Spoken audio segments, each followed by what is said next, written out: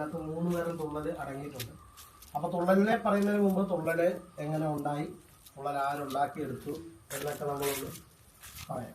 അപ്പോൾ കുഞ്ചൻ നമ്പ്യാരാണ് തുള്ളല് ഉണ്ടാക്കിയെടുത്തത്. ഇന്നത്തെ തലമുറയ്ക്ക് അറിയാൻ സാധ്യത വളരെ കുറവാണ്. പക്ഷേ എങ്കിലും പണ്ടുള്ള ആൾക്കാർക്ക് പാഠ്യവിഷയമായിരുന്നു തുള്ളൽ, ഒരു പ്രധാന പാഠ്യവിഷയമായിരുന്നു മലയാളത്തിൽ. അതുകൊണ്ട് തന്നെ പഴയ ആൾക്കാർക്ക് കുഞ്ചൻ നമ്പ്യാരും തുള്ളൽ എന്ന് പറഞ്ഞു കഴിഞ്ഞാൽ പെട്ടെന്ന് സുപരിചിതമായിരുന്നു. ഇപ്പോഴുള്ള ആൾക്കാർക്ക് വളരെ പ്രയാസമാണ്, ചെറിയ പിള്ളേർക്കൊക്കെ ഭയങ്കര ബുദ്ധിമുട്ടാണ് അറിയാൻ. പാലക്കാട് കിള്ളിക്കുറിശിമംഗലം കൊട്ടാരത്തിൽ വന്ന് രാജാവിൻ്റെ അടുത്ത് സഹായം ചോദിക്കാൻ വേണ്ടി വന്നിരിക്കുകയാണ്. അപ്പോൾ അദ്ദേഹത്തിന് അതിൽ 2-3 പണക്കിഴികളുണ്ട്. ഈ പല സ്ഥലത്തുനിന്ന് കിട്ടിയ പണമൊക്കെ ശേഖരിച്ച് കിഴിയൊക്കെ കെട്ടിയാണ് അദ്ദേഹം വന്നത്. അപ്പോൾ ഈ ക്ഷേത്രക്കുളം കണ്ടപ്പോൾ കുളിക്കാൻ വേണ്ടി ഈ കിഴിയെല്ലാം കുളക്കരെ വെച്ചിട്ട് നേരെ കുളത്തിലേക്ക് ഇറങ്ങി കുളിച്ച് കയറിയപ്പോൾ കിഴിയൊന്നും കാണുന്നില്ല. സ്വാഭാവികമായിട്ടും കേരളത്തിലെ അതേ അവസ്ഥ, കിഴിയെല്ലാം ആരോ കൊണ്ടുപോയി എന്ന് വിചാരിച്ചു. അങ്ങനെ പുള്ളി വളരെ വിഷമത്തിൽ രാജാവിൻ്റെ അടുത്ത് എന്ന് പറഞ്ഞു, എൻ്റെ പണം നഷ്ടപ്പെട്ട് എൻ്റെ മകളെ വിവാഹം കഴിപ്പിച്ച് അയക്കാനുള്ള പണമായിരുന്നു അതിൽ. അപ്പോൾ രാജാവ് പെട്ടെന്ന് തന്നെ എല്ലാവരോടും പറഞ്ഞു, ഇവിടെ നമ്മുടെ ഒരു അന്തകന സേവകനായിട്ട് ഒരാളിവിടെ എത്തിയിട്ടുണ്ട്, അദ്ദേഹത്തിൻ്റെ കിഴി നഷ്ടപ്പെട്ടു, എത്രയും വേഗം തിരഞ്ഞ് കണ്ടുപിടിച്ച് കൊടുക്കണമെന്ന് പറഞ്ഞ് ഇതറിഞ്ഞ് ക്ഷേത്രവും പരിസരമൊക്കെ വൃത്തിയാക്കുന്ന ഒരു നങ്ങ്യാരമ്മ ഉണ്ടായിരുന്നു. ഈ അമ്മ ഈ പണക്കിഴി കൊണ്ട് ഏൽപ്പിച്ചു. അപ്പോൾ ഇതെങ്ങനെ കിട്ടിയെന്ന് ചോദിച്ചപ്പോൾ അവർ പറഞ്ഞു, ക്ഷേത്ര പരിസരങ്ങൾ വൃത്തിയാക്കുമ്പോൾ ഈ പണക്കിയുടെ മുകളിൽ പശു ചാണകം ഇട്ടിരുന്നു. അപ്പം അത് കാണാതെ, അതുകൊണ്ടാണ് അത് മൂടിപ്പോയി. അങ്ങനെ അവരിത് വൃത്തിയാക്കിയപ്പോഴിത് കിട്ടി. അപ്പം അന്ന് ഈ നങ്ങ്യാരമ്മ ഒരു ഗർഭിണിയായിരുന്നു. അപ്പോൾ അവരുടെ വയറിൽ കൈവച്ച് ഈ നമ്പൂതിരി അനുഗ്രഹിച്ചു, നിങ്ങൾക്ക് കീർത്തിയും സൽപ്പേരും ഉണ്ടാകുന്ന ഒരു മകൻ ഉണ്ടാവട്ടെ എന്ന് അനുഗ്രഹിച്ചു. അങ്ങനെയാണ് കുഞ്ചൻ നമ്പ്യാർ ജനിച്ചു എന്ന് കരുതപ്പെടുന്നത്.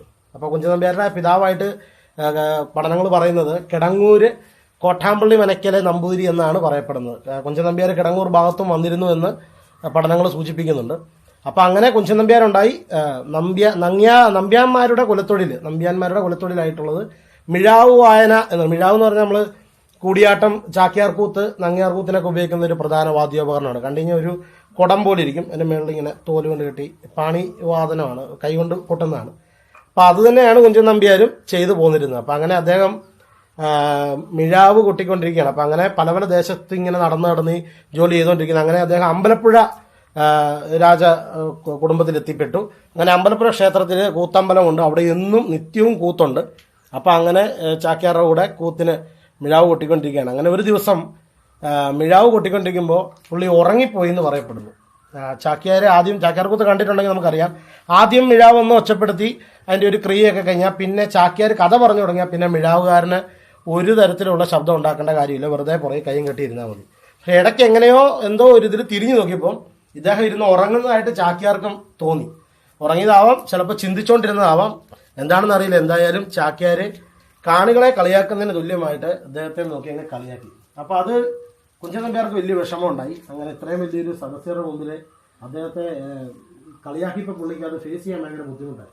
അങ്ങനെ ഒറ്റ രാത്രി കൊണ്ട് കൂത്തിനെതിരായിട്ട്, കൂത്തിനെ പോലെ തന്നെ സമൂഹത്തിൽ പിടിച്ചു നിൽക്കാൻ വേണ്ടിയിട്ടുള്ള ഒരു കലാരൂപം അദ്ദേഹം പിറ്റേ ദിവസം രാവിലെ തന്നെ ചിട്ടപ്പെടുത്തി അവതരിപ്പിച്ചു എന്നാണ് പറയപ്പെടുന്നത്. ക്ഷേത്രത്തിലെ മതിൽക്കെട്ടിന് പുറത്ത്. തുള്ളലിൻ്റെ ഏറ്റവും വലിയ പ്രത്യേകത, തുള്ളൽ ജനകീയമാണ്. അതൊരു സ്റ്റേജ് പെർഫോമൻസ് ഒന്നും നമുക്ക് ഒരിക്കലും പറയാൻ പറ്റത്തില്ല. ഒരു കൂട്ടം ആൾക്കാരുടെ നടുവിലാണ് തുള്ളൽ അവതരിപ്പിക്കാൻ ഏറ്റവും അനുയോജ്യമായത്. ഇപ്പോഴും നമ്മൾ ക്ഷേത്രത്തിൽ പരിപാടിക്ക് ചെല്ലുമ്പോൾ സ്റ്റേജ് ഇല്ല എന്ന് പറഞ്ഞാൽ ആദ്യം തന്നെ നമ്മൾ പറയും ഒന്നല്ല ആനക്കൊട്ടിൽ അല്ലെങ്കിൽ നടപ്പന്തൽ. അത് തന്നെ ഏറ്റവും നല്ലത്. നമുക്ക് വലിയ സ്റ്റേജോ അല്ലെങ്കിൽ വലിയ ആഡംബരമോ ഒന്നും വേണ്ട, ഒരുപാട് പൊക്കമുള്ള സ്റ്റേജോ നമുക്ക് പറ്റത്തില്ല. ഇപ്പോഴത്തെ ഒരു സിറ്റുവേഷൻ വെച്ചിട്ട് നമ്മൾ പരമാവധി ചില അമ്പലങ്ങളിലൊക്കെ ചെല്ലുമ്പോൾ നമ്മൾ ആദ്യം നോട്ടീസ് വാങ്ങിച്ച് നോക്കും നമ്മുടെ പരിപാടി കഴിഞ്ഞ് എന്ത് പരിപാടിയാണ് ഉള്ളതെന്ന്. കാരണം ചിലപ്പോൾ റാമ്പൊക്കെ ഇട്ട് വെച്ചിരിക്കുന്ന സ്റ്റേജ് ആയിരിക്കും, മെഗാ ഷോയുടെ, തുള്ളി അങ്ങ് ഫ്രണ്ടിൽ ചെല്ലും. അപ്പോൾ അങ്ങനെയുള്ള ഒരു പ്രശ്നമുണ്ട്. അപ്പോൾ തുള്ളല് ജനകീയമാണ്. ആൾക്കാരുടെ നടുവിൽ, ആൾക്കൂട്ടത്തിൻ്റെ നടുവിലാണ് തുള്ളല് അവതരിപ്പിക്കാൻ ഏറ്റവും അനുയോജ്യം. ഏറ്റവും വലിയ പ്രത്യേകത തുള്ളലിൻ്റെ സംവാദം തന്നെയാണ്. തുള്ളലിൽ കഥകളി പോലെയല്ല, കാണികൾ തന്നെ ഓരോ കഥാപാത്രങ്ങളാക്കി സൃഷ്ടിച്ചുകൊണ്ടാണ് തുള്ളൽക്കാരൻ പരിപാടി അവതരിപ്പിക്കുന്നത്. തുള്ളൽ ഒരിക്കലും ഒരു വൺമാൻ ഷോ അല്ല. ഒരു പാട്ട്, ഒരു മൃദംഗം, ഒരു തുള്ളൽക്കാരൻ, 3 പേരടങ്ങുന്ന ഒരു കലാരൂപമാണ്, ഒരു അവതരണ രീതിയാണ് തുള്ളലിനുള്ളത്. അങ്ങനെ കുഞ്ചൻ നമ്പ്യാർ ഒറ്റ രാത്രി കൊണ്ട് മഹാഭാരതത്തിലെ വനപർവ്വതത്തിൽ നിന്നും എടുത്തിട്ടുള്ള കല്യാണ സൗഗന്ധികം എന്ന കഥാഭാഗം എഴുതി ചിട്ടപ്പെടുത്തി പിറ്റേ ദിവസം കൂത്ത് അവതരിപ്പിക്കുന്ന അതേ സമയത്ത് വേദിക്ക് പുറത്ത് തുള്ളൽ അവതരിപ്പിച്ചു. അപ്പോൾ പെട്ടെന്ന് ഈ തുള്ളൽ കണ്ട ആൾക്കാരെല്ലാം അങ്ങോട്ട് പോയി. ആദ്യമായിട്ട് കാണുന്നില്ല. അപ്പം എന്നും ചാക്യാർകൂത്ത് കണ്ട് കണ്ട് പെട്ടെന്ന് ഇത് കണ്ടപ്പോൾ അതിന് കാഴ്ചക്കാർ കൂടി, അതിന് പ്രേക്ഷകർ കൂടിയപ്പോൾ ചാക്യാരി എന്ന് വിഷമം പറഞ്ഞു രാജാവിനോട്. അമ്പലപ്പുഴ മഹാരാജാവിനോട് പറഞ്ഞു, രാജാവ് എനിക്ക് നിവൃത്തിയില്ല, എൻ്റെ പരിപാടി കാണാൻ ആളില്ല, കുഞ്ചൻ നമ്പ്യാർ അവിടെ വേറെന്തോ ഒരു സാധനമായിട്ട് ഇറങ്ങിയിട്ടുണ്ട്, അത് കാണാൻ ആൾക്കാരെല്ലാം അങ്ങോട്ട് വന്നു. അങ്ങനെ രാജാവ് പറഞ്ഞു, ഇനി ആ സാധനം ഈ പരിസരത്ത് അടുപ്പിച്ചേക്കരുത്, മേലാൽ തുള്ളലുമായിട്ട് ആരും ഇങ്ങോട്ട് വരണ്ട. അങ്ങനെ അന്നു മുതൽ അമ്പലപ്പുഴ ക്ഷേത്രത്തിലും പരിസരത്തും തുള്ളലിന് വിലക്കേർപ്പെടുത്തി.